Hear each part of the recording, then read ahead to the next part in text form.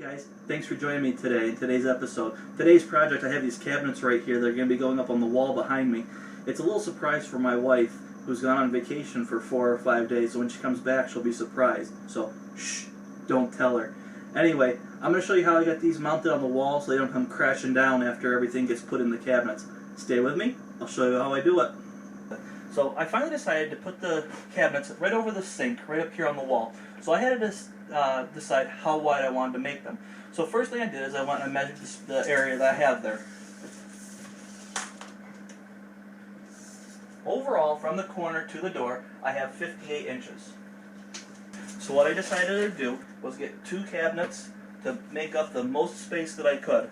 I ended up going with a 24-inch cabinet and a 30-inch cabinet. Now between these 2 cabinets, that gives me 54 inches of cabinet space there, so it'll leave me 4 inches of gap between the door and that side of the cabinet. So that's what I decided to go with. That's what you saw me bring in and unpack. So now I'm going to decide how high I want to mount these cabinets. These cabinets, according to the box, are 30 inches tall.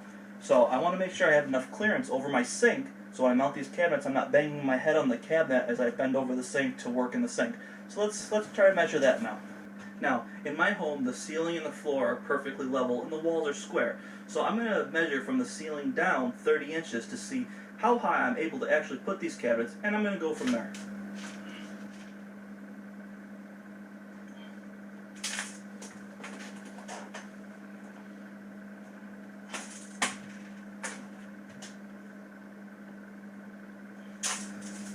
Now, I've measured down the wall 30 1/2 inches, so I have a little bit of extra room to mount these cabinets up there, so it's not going to be a tight squeeze up against the molding.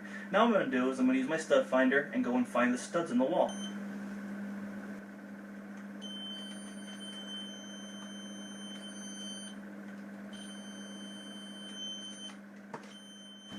Now I'm going to go and double check myself.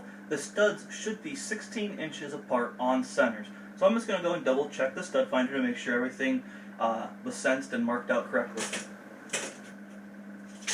Right on the money. Alright, now that I have that taken care of, I have a scrap piece of wood that I'm going to be screwing into the studs here to rest the back of the cabinet on as I rotate the cabinet up into place and put the screws into the studs through the back of the cabinet.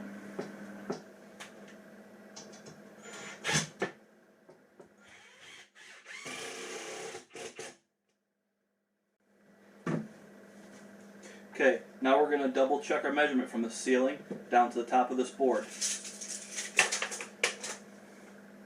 30 1/2, 30 1/2, still good.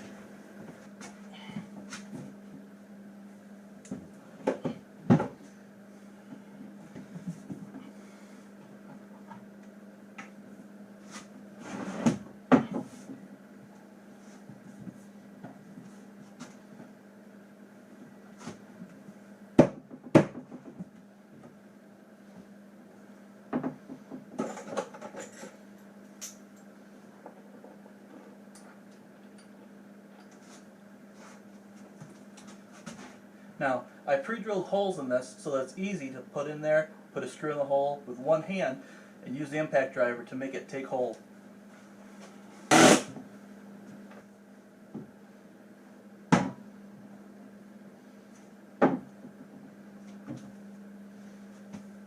It's stacked up there temporarily now. Now I'm going to put the rest of the screws in to keep it up there against the studs. Alright, now with the first cabinet up, installed, mounted, where I want it, I'm going to take the stick that I had, I just took off the wall, I'm going to mount it to the studs here, and do the same thing with the next cabinet, setting it on top of this stick of wood, rotating it into place, and then anchoring it into place as I get it up here. Now, with my screws and my impact driver ready, I'm ready to put this up one-handed.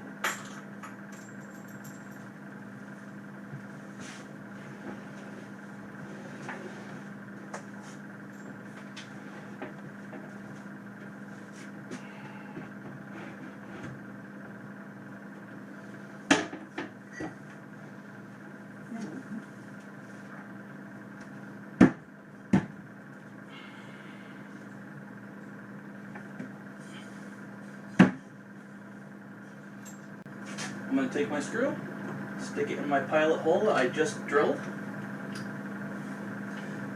Get my impact driver.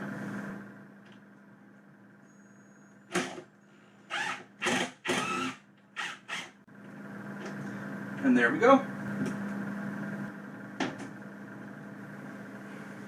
Now that these cabinets are in side by side, I'm going to make sure that they don't pull apart from each other when they're up there on the wall. So I'm going to take some screws and screw from one into the other and make sure that it doesn't come through the inside on the other, on the opposite cabinet. You can do this by measuring underneath right here where the two come together. Let me show you.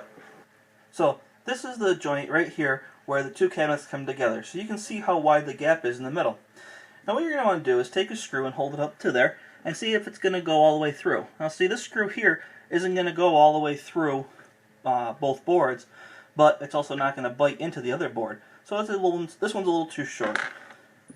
Then I have another screw here, and this one's a little bit of an exaggeration, but I hold that up there. That's going to go quite a ways through, so you know that one's too long. So you're going to want to try to find a screw that's not going to go all the way through both boards, but still bite. That one there looks pretty good, actually. Looks like I can use that one to connect these two cabinets together. This is just some spare screws out of my spare screw parts bin, whatever you want to call it. So, let me get to it here.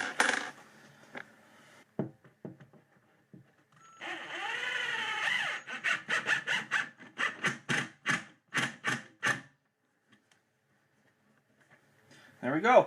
Two cabinets are connected on the bottom. I'm going to do a couple more of those same screws on the inside. Well guys, that's it for today. The cabinets are up and mounted. The only thing I have left to do is put the shelves inside, but I got to put my canning jars in there and see how much area or space I need above and below each one as I put them in for the different sizes. So I'm going to get to doing that. I'm going to close out this video by saying thank you for watching, guys. I appreciate you supporting my channel. You have a great day, and I'll see you on my next episode. Bye. Oh, so you did a little video of putting up cupboards? Yeah. Hi! Now you gotta come over here somewhere. Right by Danny. Hi! I have company, spectators. I charge admission. And that will be on YouTube. I just want to be famous. Oh, it really is on? On your YouTube? Yeah, it's recording. Oh, hi! I want to be famous too! Hi, YouTube channel. Apparently my YouTube channel's taking off. Everybody wants to be on my videos now. Well, we're some of the best actors around, man. Oh yeah, yeah, you guys are full of it. More impressive.